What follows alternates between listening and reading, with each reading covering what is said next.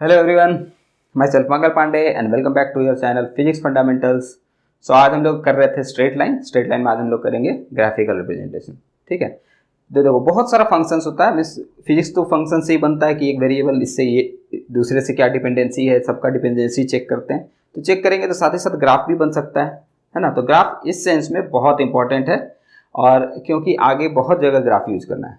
ठीक है, प्रैक्टिकली देखोगे तो इस चैप्टर से ग्राफिकल एनालिसिस से बहुत कम समय ही क्वेश्चन आया है, 2-3 बार आया होगा, वो भी बहुत इजी सा। ठीक है, तो उस सेंस में देखोगे तो ये बहुत ज़्यादा इंपॉर्टेंट नहीं दिखता है, लेकिन एक कॉन्सेप्ट बिल्डिंग के लिए बहुत इंपॉर्टेंट टॉपिक है, इसलिए इसको जानना भी जरूरी है। ठीक है, तो थोड़ा ध्यान से देखोगे, लगभग हम कोशिश करेंगे कि ग्राफ का जो भी एंटोनिम सिनोनिम है वो सब बताना जरूरी है यहाँ पे। ठीक है, पहला चीज़ हम लोग बनाते हैं फंक्शन। फंक्शन क्या होता है, जैसे कि कोई भी चीज़ हम लोग बना रहे हैं, कोई फिजिकल क्वांटिटी बना रहे हैं, वो किस चीज़ पे डिपेंड कर रहा है। किसी का वेलोसिटी है तो वो टाइम पे डिपेंड कर सकता है, पोजीशन पे डिपेंड कर सकता है, तो ऐसे बहुत सारा क्वांटिटीज पे डिपेंड कर सकता है। तो उनका जब हम लोग रिलेशन स्टैब्लिश करेंगे तो वो रिलेशन एक फंक्शन बनता है। ठीक है, function is simply a relation between two sets of variable. Set theory अगर पढ़े हो गए क्लास 9th में तो याद हो, अगर नहीं भी याद है तो कोई मतलब नहीं है। सेट का मतलब समझ लो कि सिंपल कहीं पे एक वेरिएबल का सेट बना है, वेरिएबल का असेंबली है, दूसरा जगह कुछ और वेरिएबल का असेंबली है, और इनके बीच में जो रिलेशन स्टैंड करे। और रिलेशन में एक चीज़ बस ध्यान होना चाहिए, रिलेशन बहुत तरीके का होता है। रिलेशन में जो स्पेसिफाई करते हैं जिसको फंक्शन बनाना है वो तब होगा पॉसिबल जब किसी एक सेट ऑफ वेरिएबल का एलिमेंट्स दूसरे सेट ऑफ वेरिएबल के सिंगल एलिमेंट के साथ एसोसिएटेड हो।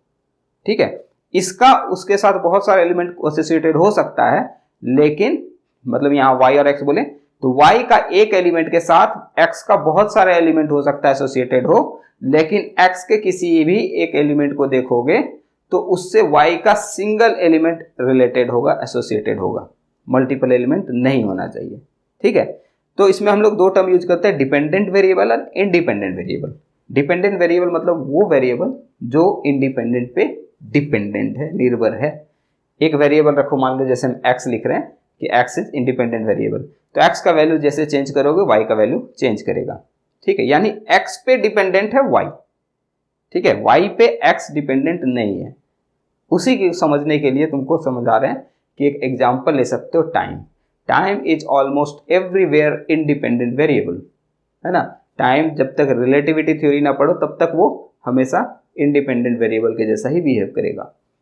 तो इंडिपेंडेंट वेरिएबल है तो उसको अगर जब भी ध्यान में लगाओगे कि ये है तो इसके अकॉर्डिंग क्या प्रॉपर्टीज होना चाहिए तो वो तुम सही मान सकते हो। अगर किसी ऑब्जेक्ट का velocity with respect to time increase कर रहा है तो हम ये भी मान सकते हैं कि टाइम इंक्रीज करेगा तो वेलोसिटी भी इंक्रीज करेगा। ऐसा मान जरूर रहे हो, मीन्स ऐसा लिख सकते हैं, इक्वेशन बना सकते हैं, सॉल्व कर सकते हैं, लेकिन ये कहना बड़ा गलत हो जाएगा क्योंकि टाइम इंडिपेंडेंट है। टाइम बढ़ रहा है, उसका वेलोसिटी बढ़ रहा है, अच्छी बात है, लेकिन अगर उसका वेलोसिटी अचानक रुक जाए या बंद हो जाए या नेगेटिव होने लगे तो भी टाइम बढ़ता ही रहेगा। टाइम को मतलब नहीं है उसके वेलोसिटी से। हाँ, डिपेंडेंसी दिख रहा है वेलोसिटी का कि टाइम के रिस्पेक्ट में बढ़ रहा है, so that is other thing. ठीक है, तो फंक्शन का नॉर्मल सेंस तुमको जानना चाहिए। ओके, अब इसी में हम लोग जब ग्राफ बनाते हैं तो ग्राफ में वाई एक्सिस को हमेशा वर्टिकल पे रखेंगे। कौन सा? जो डिपेंडेंट वाला है, जो डिपेंडेंट वेरिएबल है वही फंक्शन बनता है, और यहां पे हमेशा इंडिपेंडेंट रहेगा। ठीक है, ये मान लिए एक्स एक्सिस है और ये मेरा वाई एक्सिस है।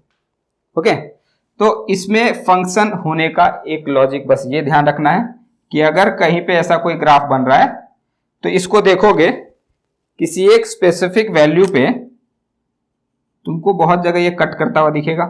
यानी ये वैल्यू मान लिए x1, ये वैल्यू मान लिए x2, ये वैल्यूज मान लिए x3। इन तीनों वैल्यू पे हमको y का एक ही वैल्यू मिल रहा है, y1। तो हम बोले ना कि इस सेट का मल्टीपल वेरिएबल्स इसके सिंगल एलिमेंट के साथ एसोसिएटेड हो सकता है। यानी x1, x2, x3 और भी आगे हो सकता है जिन वैल्यूज पे ये मिल सकता है। अब इसको समझने के लिए तुम टाइम को लेकर के फिर से आ जाओ तो समझना आसान हो जाएगा कि मान लो कि t1 टाइम, यहाँ पे टाइम जो है वो हो सकता है 5 सेकंड का हो, अगली बार 15 सेकंड का हो, और यहाँ पे हो सकता है 25 सेकंड हो। यानी 5 सेकंड, 15 सेकंड और 25 सेकंड, इन तीनों टाइम पे जो ऑब्जेक्ट का पोजीशन है वो एक ही जगह मिला।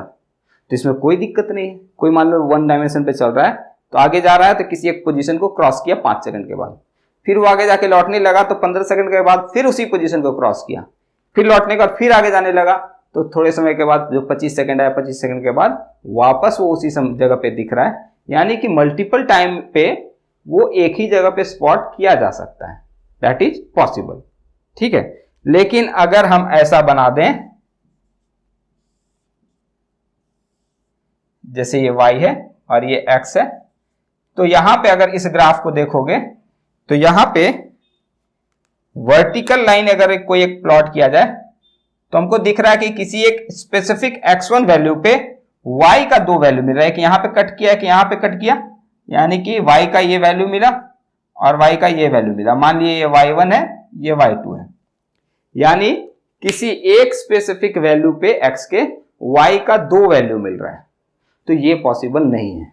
समझो पैसे, फिर से वही टाइम को लेके समझेंगे कि मान लो किसी एक टाइम पे देखे 10 सेकंड पे, तो 10 सेकंड पे ऑब्जेक्ट का पोजीशन जो है वो y1 पे दिखा, मान लो ये 10 मीटर है और y2 है मान लो 15 मीटर, यानी कि 10 सेकंड पे ही ऑब्जेक्ट का पोजीशन 10 मीटर भी दिख रहा है और 15 मीटर भी दिख रहा है, तो ये बात गलत है। एक टाइम पे एक ही पोजीशन पे मिलेगा ना, दोनों पोजीशन पे कैसे हो सकता है या मल्टीपल पोजीशन पे कैसे हो सकता है ना, तो ये नहीं होना चाहिए। यानी कि ग्राफ का सिंपल सेंस है कि कोई भी वर्टिकल लाइन कभी भी ग्राफ को अगर 2 पॉइंट या मल्टीपल पॉइंट्स पे कट कर देगा तो फिर वो फंक्शन नहीं रह जाएगा, फिर वो फंक्शन के प्रॉपर्टी को होल्ड नहीं करता है। ठीक है, तो ये फंक्शन का नॉर्मल सेंसेस है। ओके, अभी हम लोग देखेंगे कि ग्राफिकली फंक्शन में डिफरेंशिएशन और इंटीग्रेशन क्या मायने रखता है। ये भी बहुत जरूरी है क्योंकि हम लोग को ग्राफ में डिफरेंशिएशन इंटीग्रेशन करते रहना पड़ता है। तो सिंपल समझ लो कि ग्राफिकल मीनिंग ऑफ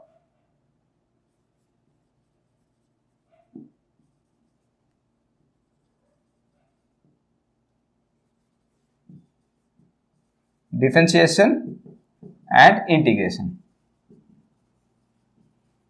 ठीक है, तो थोड़ा सा हम लेंदी करके बना रहे हैं क्योंकि ये चीज कॉन्सेप्ट का बात है और ये बहुत लोगों का कॉन्सेप्ट इसमें कमजोरी रहता है, तो इसलिए हम इसको थोड़ा सा लेंदी कर रहे हैं।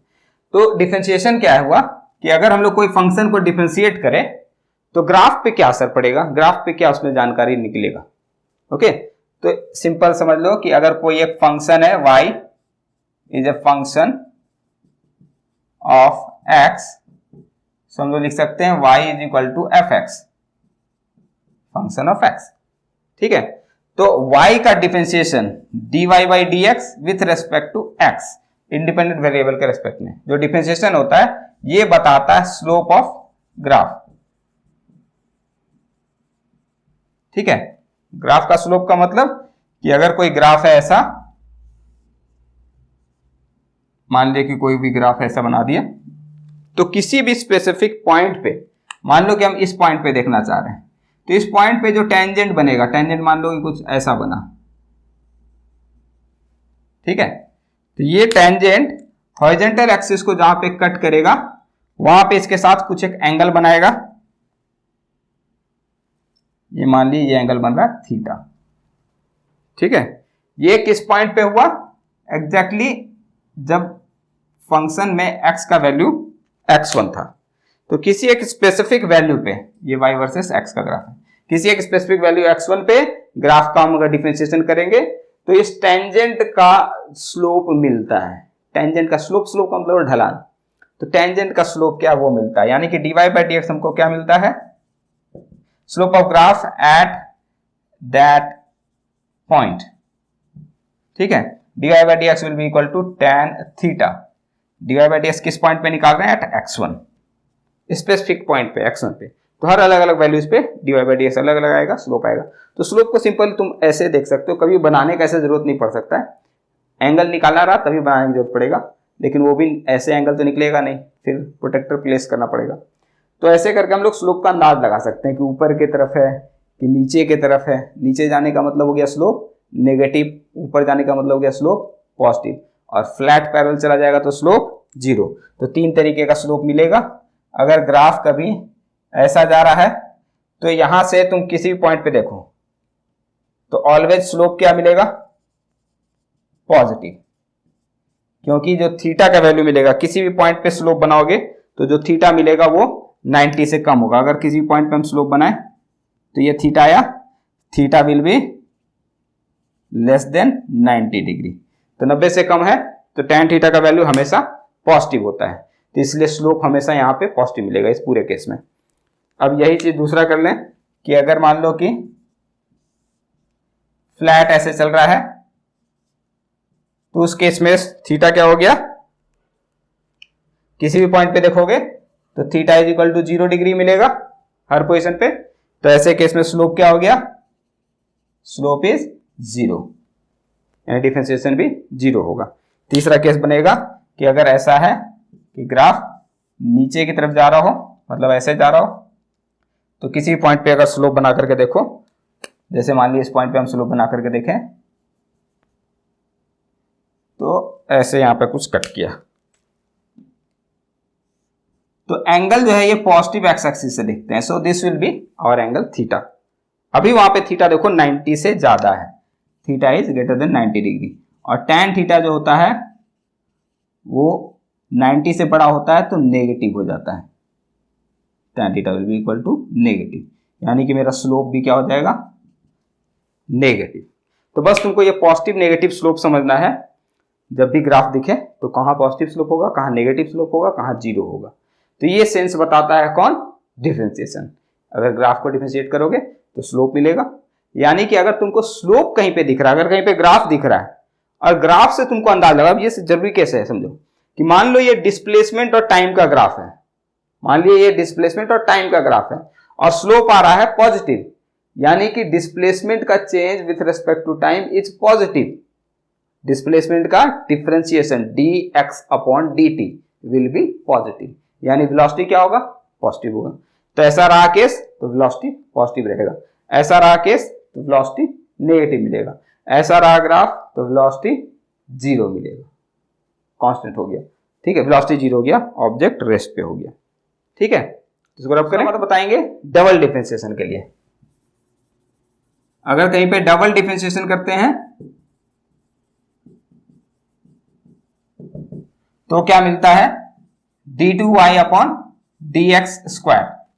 तो किसी फंक्शन को दो बार डिफरेंशिएट करोगे तो ग्राफिकली क्या मीनिंग रखता है, तो double differentiation d2y upon dx square represents curve या gives idea about the curvature of the graph, gives idea about curvature of graph. Simple सा बात है। तो ग्राफ में तुमको समझना है कि कर्वेचर दो टाइप का मिलेगा, एक कॉनकेव अपवर्ड, एक कॉनकेव डाउनवर्ड। ठीक है, तो कॉनकेव अपवर्ड रहने का मतलब ऐसा भी हो सकता है, कॉनकेव अपवर्ड होने का मतलब ऐसा भी हो सकता है, ये दोनों में कॉनकेव अपवर्ड है। कॉनकेव अपवर्ड होने का मतलब है कि ये वाला पोर्शन जो ये ऊपर की तरफ एरो दिख रहा हो, मतलब हथेली रखे तो हमेशा ऊपर की तरफ डायरेक्शन दिखे, तो ऐसे केस में जो कर्वेचर होगा वो पॉजिटिव होगा। ये हो गया कॉनकेव अपवर्ड, और कॉनकेव अपवर्ड होने पे d2y by dx square will be positive. ठीक है, अब इसी तरीके से कॉनकेव डाउनवर्ड भी दिख सकता है, ऐसा भी या चाहे ऐसा भी, दोनों ही केस में क्या हो गया, कॉनकेव डाउनवर्ड। अब ये जो इसका खुला वाला पोर्शन है वो नीचे की तरफ शो कर रहा है, तो ऐसे केस में इसका जो कर्वेचर होगा वो हमेशा नेगेटिव आएगा। यहां पे क्या मिलेगा, कॉनकेव डाउनवर्ड। अगर कॉनकेव डाउनवर्ड है तो ऐसे केस में double differentiation will be negative. ठीक है, अब कर्वेचर बने ही नहीं, स्ट्रेट लाइन चला जाए तो उस केस में d2y बाई डी स्क्वायर 0 हो जाएगा। ठीक है, उसके लिए हम अलग से यहां पे लिख देते हैं, if graph is a straight line means no curvature, d2y by dx square will be 0। अब स्ट्रेट लाइन में ऊपर की तरफ हो, नीचे की तरफ हो, पैरेलल हो, कोई भी मतलब नहीं, डबल डिफरेंशिएशन हर केस में 0 ही मिलेगा। ठीक है, तो एक स्क्रीनशॉट लेना तो टेक दे स्क्रीनशॉट। इसके बाद है इंटीग्रेशन। अगर किसी ग्राफ को between any two interval integrate किया जाएगा, सो it will give the area enclosed by the graph, area enclosed by the graph with horizontal axis, horizontal axis के साथ जितना एरिया इनक्लोज करेगा वो एरिया सिंपल इंटीग्रेशन से मिलता है। जैसे कोई एक ग्राफ है, मान लिया ऐसे करके कहीं से जा रहा है और किसी दो पॉइंट के बीच का हम इंटीग्रेशन कर रहे हैं, किसी दो पॉइंट के बीच में, मान लो x1 से लेकर के कोई एक पॉइंट यहाँ पे ले लिया x2 तक, तो इसको जब इंटीग्रेट करोगे तो ये एरिया निकल के आता है।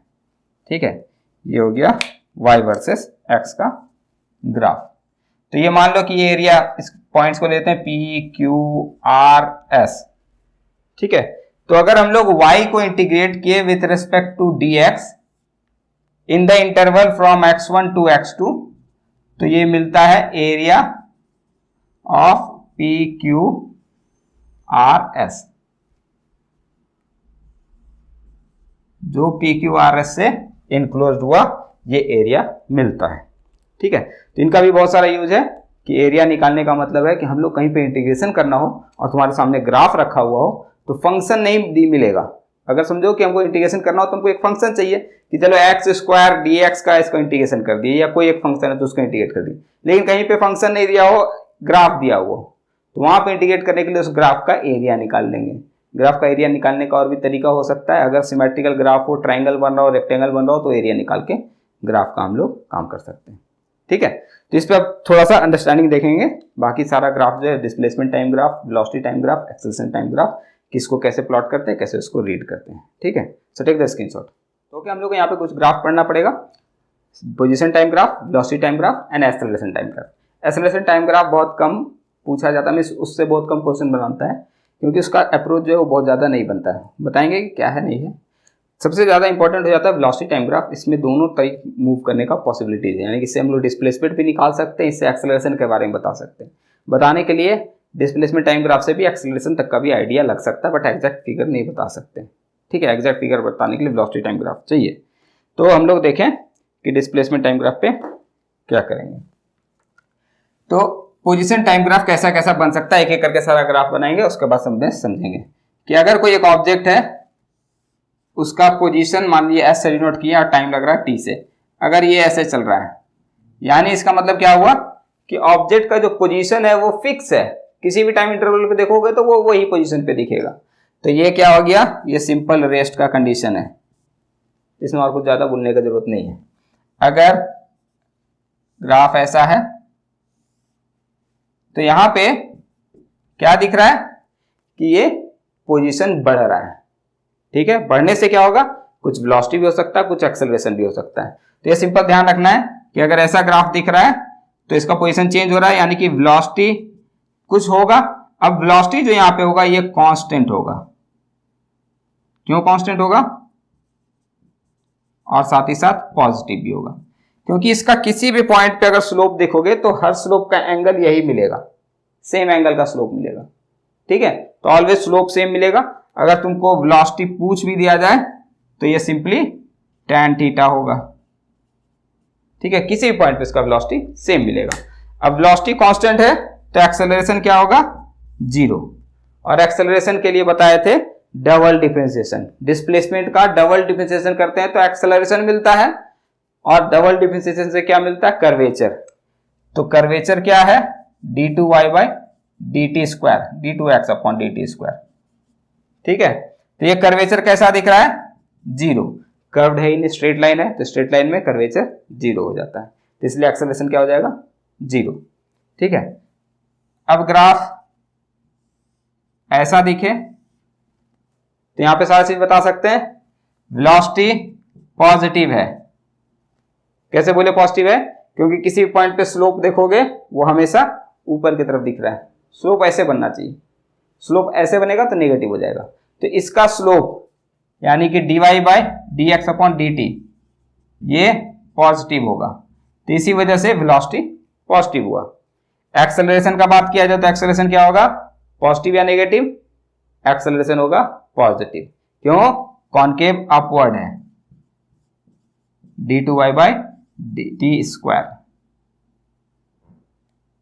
Is positive. तो कनकेव अपवर्ड जो होता है तो पॉजिटिव मिलता है। इसको ऐसे समझ सकते हो कि ऊपर दिखा रहे हैं तो यानी पॉजिटिव की तरफ, नीचे दिखा रहे हैं तो नेगेटिव की तरफ। ठीक है, तो ऐसे जब होगा तो डबल डिफरेंशिएशन नेगेटिव, ऐसे जब होगा तो डबल डिफरेंशिएशन पॉजिटिव। फ्लैट होगा तो जीरो, चाहे ऐसे रखो एक ही जैसा है। ठीक है, तो तीसरा हो गया कि ग्राफ ऐसा ऐसे इंक्रीजिंग में ही दिख रहा हो और ऐसे दिख रहा हो। तो अभी भी देखोगे तो वेलोसिटी हर जगह पॉजिटिव है, कहीं पर भी स्लोप बना करके देखो, स्लोप हमेशा ऊपर की तरफ ही दिखेगा। तो स्लोप हमेशा पॉजिटिव है तो वेलोसिटी पॉजिटिव हुआ। और एक्सेलरेशन, क्योंकि अब ये हो गया कॉनकेव डाउनवर्ड, ये कॉनकेव डाउनवर्ड हुआ, कॉनकेव अपवर्ड में पॉजिटिव था, यहाँ पे नेगेटिव हो जाएगा। तो कुछ भी करने का जरूरत नहीं है, अगर तुम सारा फंडामेंटल समझ रहे हो तो ग्राफ देख करके तुम बता सकते हो। डिस्प्लेसमेंट टाइम का ग्राफ देख करके हम बता सकते हैं, कोई भी ग्राफ ऐसा रहा कि किसमें वेलोसिटी कैसा होगा, किसमें एक्सेलरेशन कैसा होगा। तो ये सेंस बहुत क्विक डेवलप होता है अगर 4-5 ग्राफ अपने हाथ से बना लोगे तो। ठीक है, ओके। अब यही ग्राफ हम और भी चेंज कर सकते हैं कि नीचे जाते वक्त ये अगर ऐसा भी कर सकते हैं कि ऐसे जा रहा है तो वेलोसिटी क्या हो गया, नेगेटिव, एक्सेलरेशन क्या हो गया, जीरो। दूसरा ग्राफ ऐसे बना लें कि ऐसे जा रहा है लेकिन ऐसे जा रहा है, तो वेलोसिटी क्या हो गया, वेलोसिटी क्या हो गया, अभी भी नेगेटिव है। एक्सेलरेशन क्या हो गया, वो भी नेगेटिव हो गया क्योंकि कॉनकेव डाउनवर्ड है। और तीसरा ऐसे भी बना सकते हैं, ऐसे की तरफ, तो वेलोसिटी तो नेगेटिव है लेकिन एक्सेलरेशन पॉजिटिव है। बात क्लियर है, पॉजिटिव एक्सेलरेशन मतलब कर्वेचर, तो कर्वेचर ऊपर की तरफ अभी भी है तो एक्सेलरेशन अभी भी पॉजिटिव है। तो ये पूरा एक ग्राफ का सेंस है डिस्प्लेसमेंट टाइम का ग्राफ। तो डिस्प्लेसमेंट टाइम का ग्राफ रहेगा तो उससे हम लोग वेलोसिटी भी कैलकुलेट कर सकते हैं, किसी पॉइंट पे टेंजेंट निकालेंगे, उसका थीटा मिल जाएगा तो कैलकुलेट हो जाएगा। और एक्सेलरेशन का अंदाजा लगा सकते हैं कि पॉजिटिव होगा कि नेगेटिव होगा, मैग्नीट्यूड नहीं निकाल सकते हैं। यहां पे एक बात का ध्यान रखेंगे, magnitude of acceleration can't be calculated। Magnitude को कैलकुलेट नहीं किया जा सकता, ग्राफ देख करके आइडिया लगा सकता है कि पॉजिटिव है कि नेगेटिव है। ठीक है, तो टेक द स्क्रीनशॉट। कभी और हमको आगे क्या करना है, velocity time graph. Velocity time graph में क्या होगा, जैसे वैसे ही नेचर यहाँ पे ही पढ़ेंगे, जैसे उसका डिफरेंट ग्राफ बनाए थे तो ऐसे यहाँ पे बना लेते हैं। वेलोसिटी अगर ऐसा दिख रहा है वीटी ग्राफ, यानी कि यहाँ पे वेलोसिटी किसी भी टाइम पे दिख रहा है क्या, एक ही जैसा, हम हर पॉइंट पे हर जगह सेम वेलोसिटी मिलेगा, यानी v हो गया positive and constant. Velocity constant यानी कि एक्सेलरेशन क्या हो गया, जीरो। ठीक है, वीटी ग्राफ अगर ऐसा दिखे तो वेलोसिटी इंक्रीज कर रहा है, वेलोसिटी इंक्रीज कर रहा है, velocity is positive and increasing. Velocity increase कर रहा है तो एक्सेलरेशन क्या हो गया, पॉजिटिव।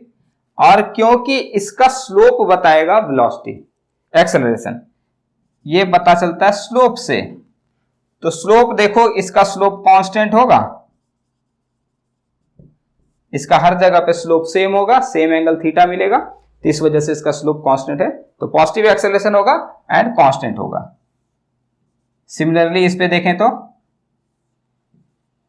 वेलोसिटी अभी भी पॉजिटिव है बट डिक्रीजिंग है, डिक्रीजिंग होने से एक्सेलरेशन क्या हो गया, नेगेटिव, एंड नेगेटिव भी है और साथ में कांस्टेंट भी है। एक्सेलरेशन कांस्टेंट होने का मतलब फिर से अभी देखो तो स्लोप कांस्टेंट है, किसी भी पॉइंट पे एक ही टेंजेंट बनेगा। ठीक है, वेरिएबल हो सकता है अगर ग्राफ कुछ और चेंजेस कर रहा हो, तो जनरली तुमको इसमें इतना ज्यादा डिटेल में नहीं ग्राफ दिखेगा जहां पे ये भी वेरिएबल हो जाए। वीटी ग्राफ में वेरिएबल बनने का मतलब हो गया कि एक्सेलरेशन भी वेरिएबल है, अगर ऐसे हो चाहे ऐसे हो दोनों ही केसेस में एक्सेलरेशन भी वेरिएबल है। तो एक्सेलरेशन का जो वेरिएशन होगा वो कहीं पे इंक्रीजिंग होगा, कहीं पे डिक्रीजिंग होगा। तो इंक्रीजिंग डिक्रीजिंग पता चलेगा, वेलोसिटी से एक्सेलरेशन, एक्सेलरेशन से फिर एक और डिफरेंशिएशन, तब एक्सेलरेशन का रेट ऑफ चेंज मिलेगा। यानी कि वेलोसिटी के डबल डिफरेंशिएशन से हमको एंगुलर एक्सेलरेशन में किस तरीके का चेंज आएगा वो पता चलेगा। इसका डबल डिफरेंशिएशन क्या होगा, अभी जस्ट बताए हैं, कनकेव अपवर्ड पॉजिटिव, यानी कि इस केस में एक्सेलरेशन भी इंक्रीज करेगा, acceleration will be positive and increasing. और इस केस में देखोगे तो एक्सेलरेशन क्या आएगा, नेगेटिव, इसका स्लोप नेगेटिव है तो एक्सेलरेशन नेगेटिव है, और साथ ही साथ डिक्रीजिंग भी है क्योंकि इसका कर्वेचर कैसा है, डाउनवर्ड। तो पॉजिटिव नेगेटिव भी है और डिक्रीजिंग भी है। अब ये ग्राफ ऐसे आगे की तरफ झुकता हुआ नीचे चला जाए तो पॉजिटिव एक्सेलरेशन रहेगा लेकिन नेगेटिव यानी डिक्रीजिंग रहेगा, और ये वाला ग्राफ ऐसे जाने के बजाय ये ऐसे जाता हुआ नीचे की तरफ, कनकेव ऊपर ही है लेकिन ये नीचे जा रहा है, तो एक्सेलरेशन नेगेटिव होगा लेकिन वो इंक्रीजिंग होगा।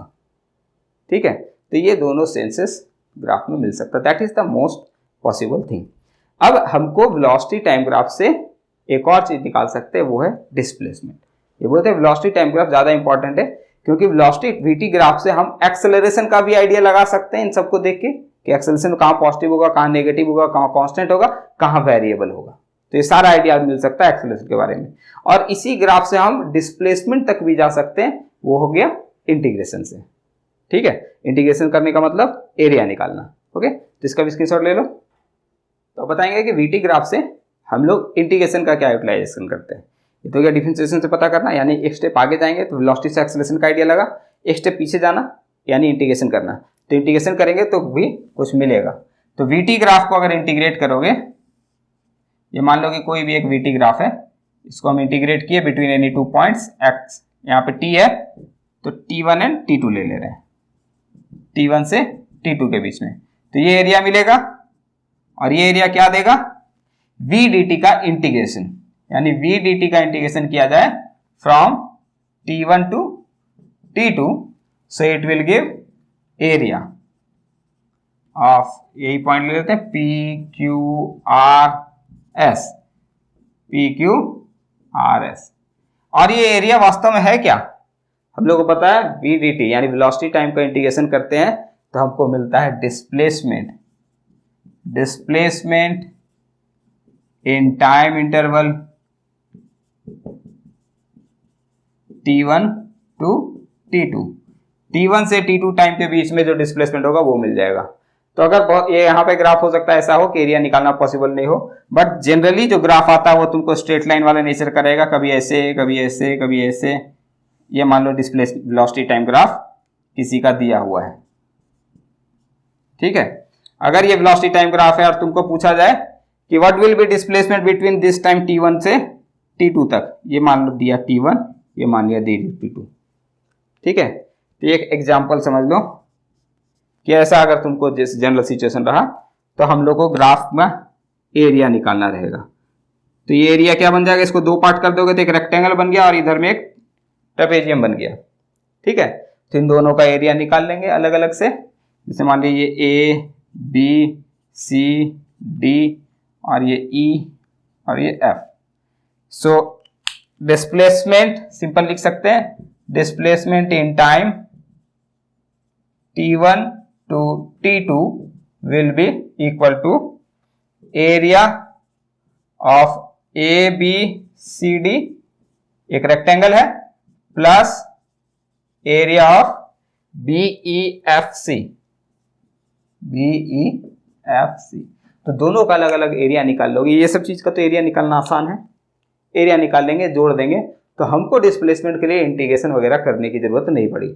इंटीग्रेशन जहाँ पे फंक्शन दिया रहेगा तब करेंगे, लेकिन ग्राफ देख के इंटीग्रेशन तो नहीं होगा ना, तो ग्राफ देख के एरिया निकाला जा सकता है। So this is the process.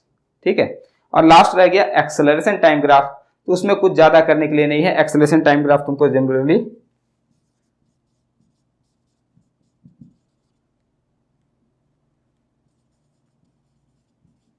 इसमें जनरली तुमको ऐसा रह सकता है, कांस्टेंट एक्सेलरेशन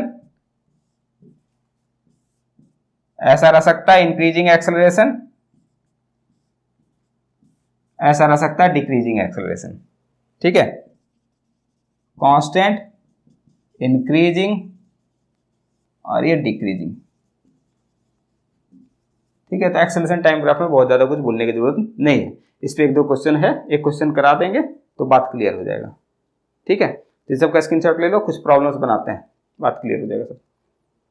तो अब देख लेते हैं हम लोग कि कुछ ग्राफिकल एनालिसिस से किस तरीके का क्वेश्चन बन सकता है, कितने टाइप का क्वेश्चन आने का चांसेस है। मेडिकल लेवल पे ही रहेंगे अभी भी, ठीक है, क्योंकि प्रीवियस ईयर में इसमें बहुत ज़्यादा क्वेश्चन नहीं है, तो हम अपने तरफ से कुछ क्वेश्चन दे रहे हैं, बट इसका स्टैंडर्ड रखें कि भाई मेडिकल के आसपास हो, बहुत ज़्यादा नहीं हो। ठीक है, क्योंकि अभी हम लोग उस लेवल पे जाकर तैयारी करने की जरूरत नहीं। हाँ, पढ़ना चाहिए, ये सब टॉपिक ऐसा है कि डिटेल में पढ़ना चाहिए, लेकिन ये लास्ट वक्त पे ये सब नहीं काम करना चाहिए। ठीक है, देखो पहला क्वेश्चन में यहाँ पे क्या बोल रहा है कि ऑब्जेक्ट का एक पोजीशन टाइम ग्राफ दिया है। ठीक है, ऑब्जेक्ट 0 से चलना शुरू हुआ, किसी टाइम पे कहीं पहुंचा, लगभग 40 तक पहुंचा, फिर रिटर्न हुआ, फिर 20 तक पहुंचा, फिर आगे गया। तो हमको एग्जैक्टली पूछ रहा है कि 0 से 20 सेकंड के बीच में एवरेज वेलोसिटी क्या बनेगा। तो 0 से 20 सेकंड के बीच में, तो 0 से चलना शुरू हुआ, 20वें सेकंड पे देखते हैं इसका पोजीशन क्या है। तो 20वें सेकंड पे देखो ये 20 मीटर पे पहुंचा हुआ है ना। तो यहां से चलना शुरू हुआ, एग्जैक्टली 20 सेकंड पे जाकर के वो वापस 20 मीटर पे आ गया, भले कहीं तक गया हो, लेकिन डिस्प्लेसमेंट क्या होता है, इनिशियल पोजीशन और फाइनल पोजीशन पे ही डिपेंड करता है। तो टोटल डिस्प्लेसमेंट सिंपली क्या हो गया, displacement is 20 meter and time taken कितना हो गया, टाइम भी 20 सेकंड का है। सो एवरेज वेलोसिटी क्या हो गया, total displacement upon total time taken, यानी 1 मीटर पर सेकंड। तो इसमें कुछ और बोलने की जरूरत नहीं, बस ग्राफ को समझने का है, क्वेश्चन में कुछ है नहीं। अगर तुमको पूछा जाए कि 20 मीटर का डिस्प्लेसमेंट हुआ, 20 सेकंड टाइम लगा, तो एवरेज वेलोसिटी बताओ, तो इसमें कोई पूछने वाला क्वेश्चन नहीं है। बट ये ग्राफ में तुमको देख के समझना है कि ये ग्राफ क्या है, चाहे लग रहा हो कि कैसा ग्राफ दिख रहा है, इसमें क्या निकालेंगे, एरिया निकाले, क्या निकालें। जनरली जब डिस्प्लेसमेंट का सवाल रहता है तो हम लोग कंफ्यूज हो जाते हैं, कहीं ये वेलोसिटी टाइम ग्राफ तो नहीं, क्योंकि वेलोसिटी टाइम ग्राफ को इंटीग्रेट करते हैं, यानी उसका एरिया निकालते हैं, तो जाके हमको डिस्प्लेसमेंट मिलता है। ठीक है, तो यहाँ पे पोजीशन टाइम ग्राफ है, तो हम लोग सिंपल पोजीशन ही इनिशियल और फाइनल देख के डिस्प्लेसमेंट के बारे में बताया जा सकता है। ठीक है, तो अगला क्वेश्चन देखते हैं, नेक्स्ट क्वेश्चन देखते हैं। इसमें क्या बोल रहा है कि एक डिस्प्लेसमेंट टाइम का ग्राफ दिया है। अब इस ग्राफ को देख करके तुमको बताना है कि what will be the velocity time graph for this object, means ये जो भी ऑब्जेक्ट है उसके मोशन का वेलोसिटी टाइम ग्राफ चाहिए। तो डिस्प्लेसमेंट टाइम ग्राफ दिया, इसको कन्वर्ट करना है वेलोसिटी टाइम ग्राफ में। तो डिस्प्लेसमेंट का वेलोसिटी जो होता है वो डिफरेंशिएशन होता है, यानी कि स्लोप होता है। Velocity is dx upon dt, यानी कि इसके ग्राफ का जो स्लोप होगा वो स्लोप से हम लोग वेलोसिटी पता कर सकते हैं। तो यहां से यहां तक देखो 0 से 5 सेकंड तक ये कुछ पॉजिटिव स्लोप है, बट दिस इज कांस्टेंट। ये थीटा जो है ये कुछ ना कुछ पॉजिटिव है एंड कांस्टेंट है। तो इस इंटरवल में स्लोप जो होगा वो पॉजिटिव होगा और कांस्टेंट होगा। ठीक है, और यहां से यहां तक में देखो थीटा क्या हो गया, 0 डिग्री, यहां कोई एंगल नहीं बन रहा है। तो इस केस में स्लोप क्या हो गया, 0। और इस केस में देखो ये एंगल बनेगा, मान लीजिए इसको theta dash, this theta dash is greater than 90 degree, so tan theta where theta is greater than 90 degree is negative. 90 से 180 के बीच में tan थीटा का वैल्यू नेगेटिव हो जाता है। तो यहां पे हमको स्लोप जो मिल रहा है ये भी कांस्टेंट है बट नेगेटिव है। ठीक है, यानी कि हमको जो वेलोसिटी होगा वो स्लोप ही तो है।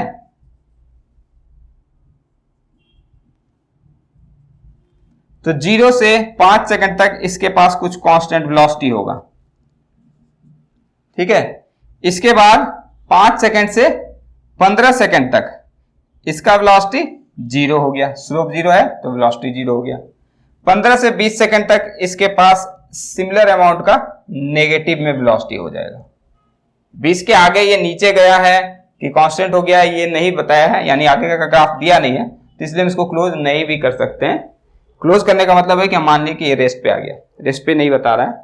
ठीक है, इस इंटरवल में कांस्टेंट वेलोसिटी से आगे गया, थोड़ा देर रेस्ट पे रहा और फिर उसी कांस्टेंट वेलोसिटी से लौट के वापस आ गया। तो कुछ पॉजिटिव वेलोसिटी से गया, रुक गया और थोड़े टाइम के बाद नेगेटिव वेलोसिटी से चलने लगा, यानी कि रिटर्न कर गया। So this is the simple graphical representation. ठीक है, टेक द स्क्रीनशॉट। इस क्वेश्चन में क्या बोल रहा है कि कोई एक डिस्प्लेसमेंट टाइम ग्राफ है, इस 4 डिस्प्लेसमेंट टाइम ग्राफ है, इन चारों को देख करके तुमको बताना है कि इनमें से कौन ऐसा ग्राफ हो सकता है जिसमें average velocity for any small time of interval starting from 0, क्योंकि OT लिया है, टाइम इंटरवल क्या लिया है, O से T के बीच में। इस टाइम इंटरवल में हमको कोई भी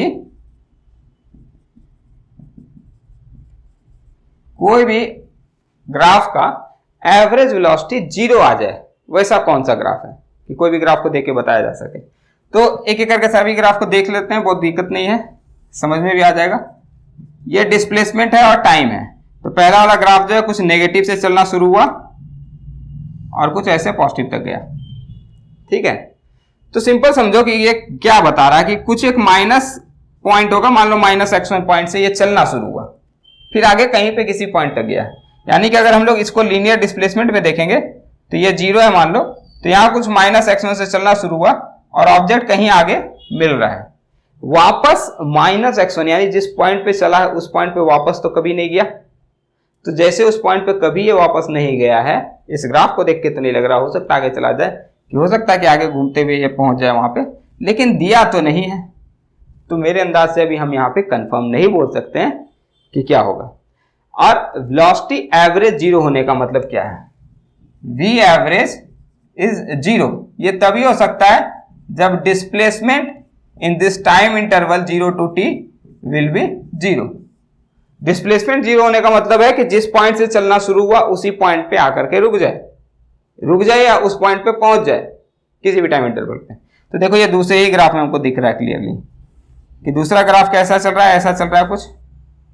ठीक है, तो जिस पॉइंट से चलना शुरू हुआ थोड़े टाइम के बाद देखोगे उसी पॉइंट पे वापस दिख रहा है। ये मान लो कि कुछ एक y1 पॉइंट से चलना शुरू हुआ, तो एक टाइम इंटरवल ये t है मेरा, तो 0 से t टाइम इंटरवल के बीच में देख रहे हैं नेट डिस्प्लेसमेंट 0 है। तो डिस्प्लेसमेंट इन 0 to t यहां पे 0 हो रहा है, तो इस केस में एवरेज वेलोसिटी बात करेंगे, सो दैट विल बी 0। बात क्लियर है। और भी ग्राफ है, ये नेगेटिव पॉजिटिव देखे कंफ्यूज नहीं होना कि नेगेटिव एरिया पॉजिटिव एरिया, वो वेलोसिटी टाइम ग्राफ रहता तब उसके अकॉर्डिंग बात करते हैं कि नेगेटिव एरिया है वो नेगेटिव डिस्प्लेसमेंट बताएगा, पॉजिटिव एरिया है वो पॉजिटिव डिस्प्लेसमेंट बताएगा। लेकिन ये सिंपल डिस्प्लेसमेंट टाइम ग्राफ है जो कि एक बताता है किस पोजीशन से चलना शुरू किया और किस पोजीशन पर अभी है। तो अभी -x1 से चलना शुरू किया और किसी पॉइंट पे देखोगे तो कुछ x2 पॉइंट, किसी पे x3 पॉइंट, कोई भी अलग अलग पॉइंट्स पे मिल रहा होगा, मींस इस लाइन पे कहीं पे भी मिल सकता है, लेकिन वापस जिस पॉइंट पे गया था, जिस पॉइंट से चला था उस पॉइंट पे नहीं पहुंचेगा। ठीक है, कम से कम इस ग्राफ के रीजन में तो नहीं पहुंचा हुआ है। ठीक है, तो ऐसे बाकी ग्राफ को भी देख सकते हो कि कोई भी रिटर्न होकर के उस पॉइंट तक नहीं पहुंचा है, so we can assume it. और ये ग्राफ दिख रहा है कि किसी एक छोटे से इंटरवल टाइम पे ये वापस उस पोजीशन को क्रॉस करता है, तो उस टाइम इंटरवल के बीच में एवरेज अगर वेलोसिटी लोगे तो वो 0 आ जाएगा। ओके, सो दूसरा क्वेश्चन देखें। तो देखो इस क्वेश्चन में क्या बोल रहा है कि यहां पर एक ऑब्जेक्ट है जिसका डिस्प्लेसमेंट टाइम के रेस्पेक्ट में बता रहा है कि इस displacement is proportional to T cube, यानी टाइम के क्यूब के प्रोपोर्शनल है। तो इसके अकॉर्डिंग कौन सा ग्राफ है जो कि एक्सेलरेशन टाइम का ग्राफ सही ग्राफ होगा इन चारों में से। ठीक है, मीन्स होने का चांसेस हो या जितना आइडिया लगा सको। तो देखो डिस्प्लेसमेंट टाइम का दिख रहा प्रोपोर्शनलिटी, तो इसको अगर हम इक्वालिटी में ले आए तो displacement can be written as K T cube, कोई कांस्टेंट मान लेते हैं के, प्रोपोर्शनलिटी कांस्टेंट। इसको एक बार डिफरेंशिएट कर दोगे तो क्या मिल जाएगा, velocity is dx upon dt, so this will be k into T cube यानी कि 3t स्क्वायर। एक बार और डिफरेंशिएट कर दो क्योंकि हमको चाहिए एक्सेलरेशन, तो ये आ जाएगा acceleration is equal to d2x upon dt square and this will be k into 3 into 2t that is 6kt। ठीक है, कोई ज्यादा मतलब नहीं, बस हम प्रोपोर्शनलिटी देखें तो a is proportional to t, यानी एक्सेलरेशन टाइम के डायरेक्टली प्रोपोर्शनल है। जैसे जैसे टाइम बढ़ेगा एक्सेलरेशन वैसे वैसे बढ़ेगा। ठीक है, ऐसे इसको डायरेक्टली ग्राफ को देख कर समझ सकते हैं, लेकिन हम चारों ग्राफ को थोड़ा सा मैंने समझाते हैं क्योंकि ये चारों टाइप का ग्राफ जो है वो दिख सकता है, दे आर फैमिलियर ग्राफ्स। जैसे ये ग्राफ बनता है, तो यहां पर तो बात अलग है, लेकिन ये ग्राफ कब बनता है ये समझना है। ये ग्राफ तब बनता है, इसको बोलते हैं रेक्टेंगुलर हाइपरबोला, ये बहुत जगह देखे होंगे, जब y प्रोपोर्शनल टू 1/x हो, यानी एक्सेलरेशन अगर प्रोपोर्शनल टू 1/t होगा तो इस तरीके का ग्राफ बनेगा। ठीक है, इस तरीके का ग्राफ बनने का मतलब कब है, ये बनेगा ग्राफ जब एक्सेलरेशन प्रोपोर्शनल टू t होगा लेकिन नेगेटिव स्लोप के साथ। यहां पे जो स्लोप है वो नेगेटिव है, तो स्ट्रेट लाइन बनता है। अगर मान लो लीनियर इक्वेशन बनाते हैं, जैसे y प्रोपोर्शनल टू x, ये एक लीनियर इक्वेशन बनता है, तो लीनियर इक्वेशन से एक स्ट्रेट लाइन बनेगा ग्राफ। लेकिन प्रोपोर्शनलिटी में प्लस और माइनस से हमको पता चलेगा स्लोप कैसा होगा, क्योंकि लाइन का इक्वेशन होता है y is equal to mx plus c, m is slope of the straight line. ठीक है, तो m अगर नेगेटिव है यानी कि नेगेटिव स्लोप के साथ चलने वाला स्ट्रेट लाइन होगा, नीचे की तरफ जाएगा, और y is equal two plus m है यानी कि पॉजिटिव स्लोप के साथ ऊपर जाता हुआ दिखेगा। तो यहाँ पे acceleration proportional to minus T आता तो ये ग्राफ सही होता। ये ऑप्शन है जिसमें कांस्टेंट दिख रहा है, ऐसे चल रहा है, तो ये तब होगा जब एक्सेलरेशन कांस्टेंट हो। और ये लास्ट ग्राफ दिख रहा है जिसमें एक्सेलरेशन और टाइम इस तरीके से चल रहा है, it will be acceleration proportional to time. ठीक है, तो ये मेरा सही ऑप्शन है, क्योंकि वही आया है एक्सेलरेशन प्रोपोर्शनल टू टाइम। ठीक है, चलो और क्वेश्चन देखें। चलो देखो, इसमें क्या है, इसमें एक वेलोसिटी टाइम ग्राफ दिया है, ओके, और इसके मुताबिक तुमको एक्सेलरेशन टाइम ग्राफ प्लॉट करना है। जैसे कि भी हम लोग किए थे थोड़ी देर पहले, डिस्प्लेसमेंट टाइम ग्राफ से वेलोसिटी टाइम ग्राफ प्लॉट किए थे। अभी यहाँ पे वेलोसिटी टाइम ग्राफ है, इससे एक्सेलरेशन टाइम ग्राफ पे जाएंगे, तो सिमिलर कंडीशन वैसा ही जैसा ही है। उसमें डिस्प्लेसमेंट से वेलोसिटी गए यानी उसका भी स्लोप से बनता है वेलोसिटी, यहाँ पे वेलोसिटी से एक्सेलरेशन जा रहे हैं यानी वेलोसिटी का भी जो स्लोप होता है वो होता है एक्सेलरेशन। तो एकदम सिमिलर सिचुएशन है, उल्टा भी कर सकते थे जहां पे इंटीग्रेशन करना पड़ सकता था, तो इंटीग्रेशन से तुमको एरिया को आइडिया लगाना पड़ता है।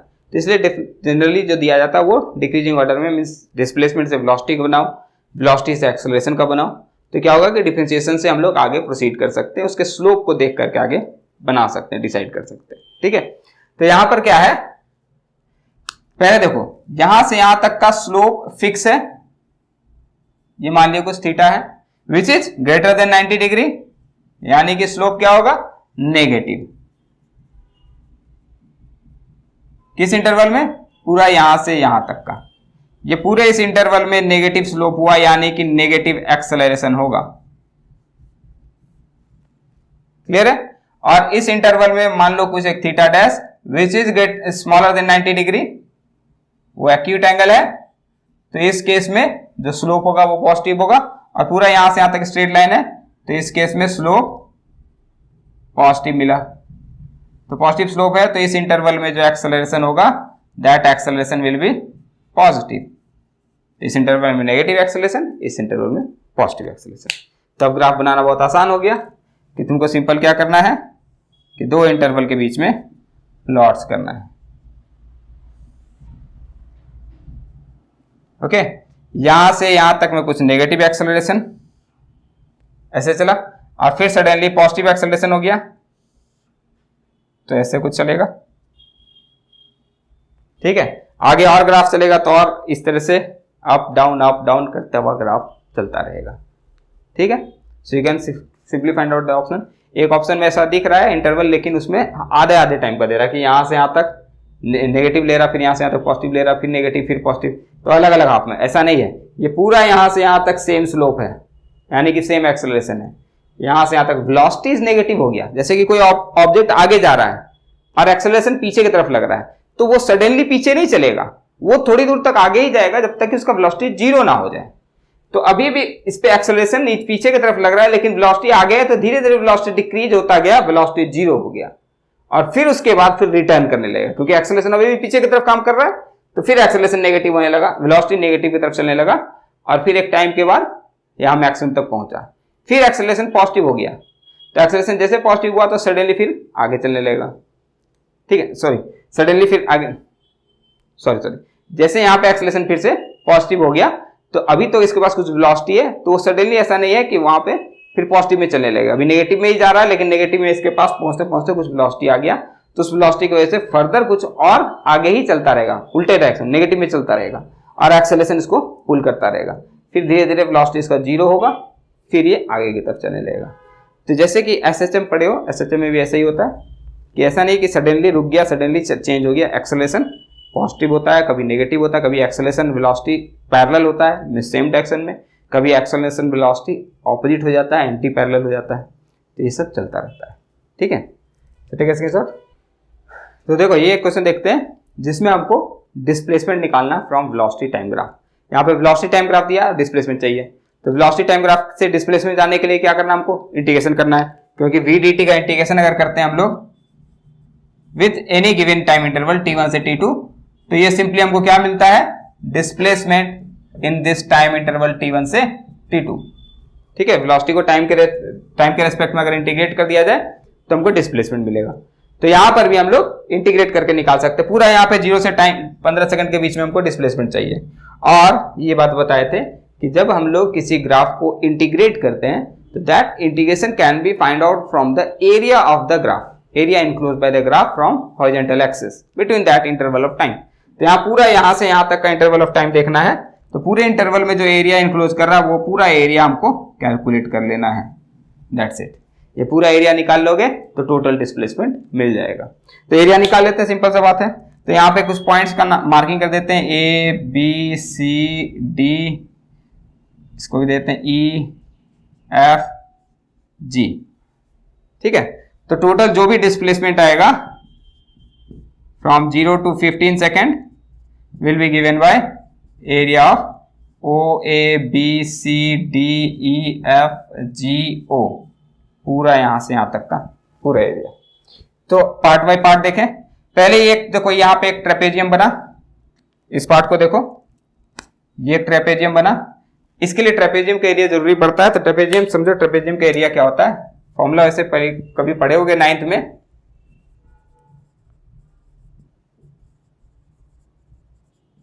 लेकिन भूल गए होगे। तो जैसे ट्रेपेजियम बनता है, ट्रेपेजियम होता है दो पैरेलल साइड्स से, दो ऑपोजिट पैरेलल साइड्स अगर रहा, बाकी दोनों साइड्स पैरेलल नहीं हो तो ये ट्रेपेजियम बनता है।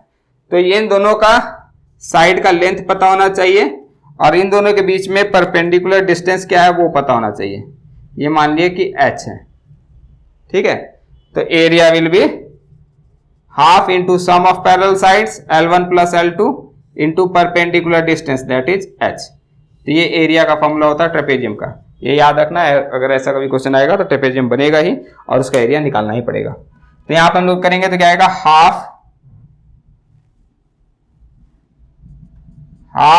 Into sum of parallel side. ये यहां से यहां तक हो गया 10 सेकंड का और यहां से यहां तक हो गया 5 सेकंड का। तो 10 plus 5 second into perpendicular distance, दोनों के बीच में परपेंडिकुलर डिस्टेंस हो गया 10 मीटर पर सेकंड का, 10 मीटर पर सेकंड, ये वेलोसिटी हो गया। फिर ये देखो, तो ये भी एक ट्रेपेजियम बन रहा है, ये यहां से ये वाला पार्ट, ये भी एक ट्रेपेजियम बन रहा है। इस ट्रेपेजियम का भी एरिया निकाल सकते हैं। So that will be plus half into sum parallel side. तो ये और ये पैरेलल साइड से, ये यहां से यहां तक का लेंथ 20 मीटर पर सेकेंड और यहां से यहां तक का लेंथ 10 मीटर पर सेकेंड। तो 20 प्लस 10 मीटर पर सेकेंड इंटू दोनों के बीच में परपेंडिकुलर डिस्टेंस ये दिया हुआ है 12 सेकेंड का।